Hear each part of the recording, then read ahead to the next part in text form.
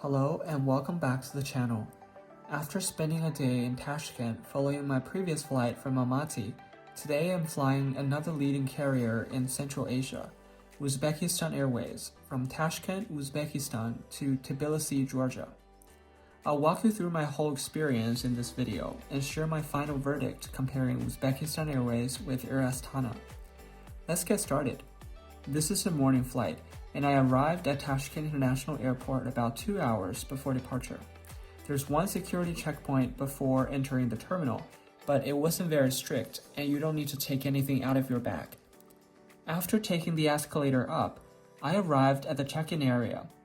There were only a couple of people in front of me, so check-in was super quick.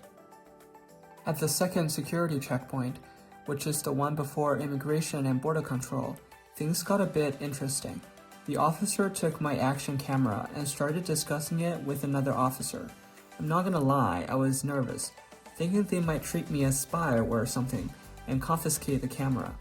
But luckily, after a short discussion, he handed it back, so crisis averted.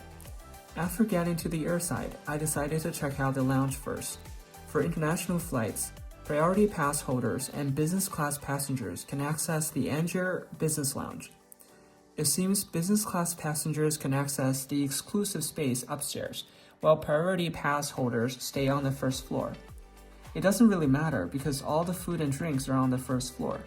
The lounge offers some simple hot dishes and drinks: juice, coffee, tea, oatmeal porridge, bread, eggs, veggies, ham, and cheese. The taste was okay, but a bit bland and nothing fancy. I wasn't sure what I'd get on board, so I took a little bit of everything just in case the in-flight meal wasn't good. The lounge has its own small toilet, which was reasonably clean. The best part though was definitely the Wi-Fi. I could not connect to the airport's official Wi-Fi because the verification code never arrived, so the lounge Wi-Fi actually saved me. Tashkent International Airport is quite small and doesn't have many jet bridges.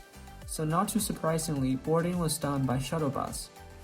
Our flight today is operated by an A320neo with registration number Uniform Kilo 32040. There are 12 business class seats and 138 economy seats. I am sitting in 14F today. For boarding, the plane had 2 stairways open, one at the front and one at the back.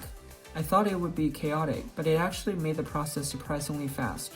Something else interesting, the tail livery on my plane was white, while all the other Uzbekistan Airways planes I've seen have blue tails, so I'm not sure why this one had a different design. Here's the seat review. The legroom was okay, though not as good as the seats on my previous Air Astana flight. Unlike Air Astana, there's no headrest or personal in-flight entertainment screen. However, in-flight intranet system is available after takeoff. Once connected, passengers can watch TV shows or movies on their phones. There's also a magazine in the seat back pocket with travel information if you're interested. The tray table sits quite close to the body, making it feel a bit cramped, but still manageable for a 3-hour flight. We pushed back pretty much on time and we were off.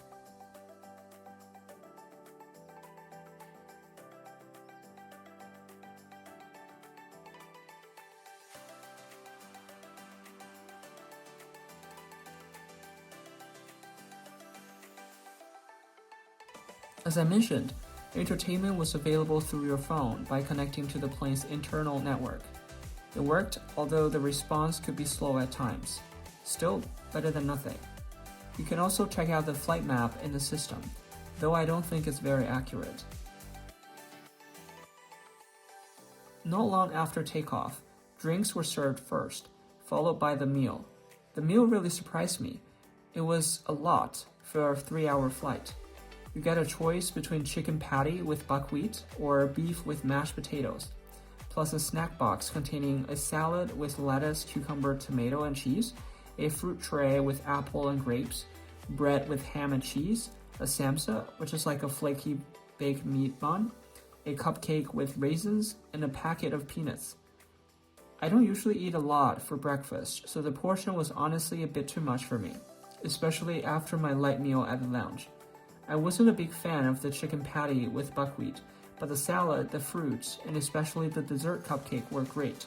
The crew also came around with water after the meal. The toilet was reasonably clean, but lacked amenities. There were no toilet seat covers, or maybe they ran out during the flight.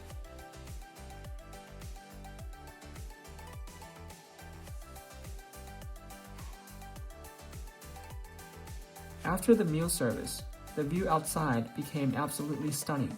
Snowy mountain peaks and soft clouds. I'm very happy that this is a daytime flight so I can see all these great views.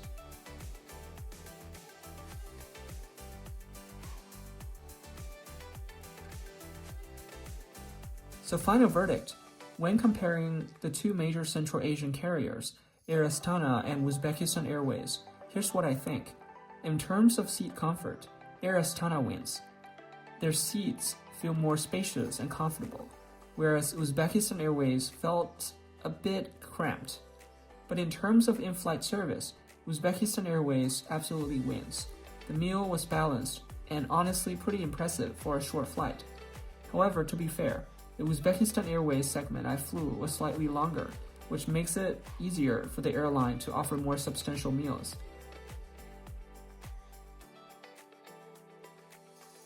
After a quick 3-hour flight, we arrived at Tbilisi airport. My first impression was that it felt a bit deserted, but luckily we got off the plane via jet bridge this time.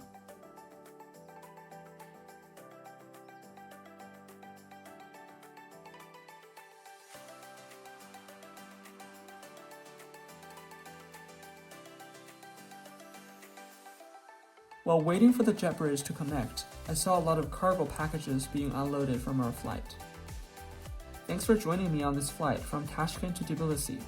If you enjoyed this review, hit that like button, subscribe for more travel content, and drop a comment if you've flown on either of those airlines.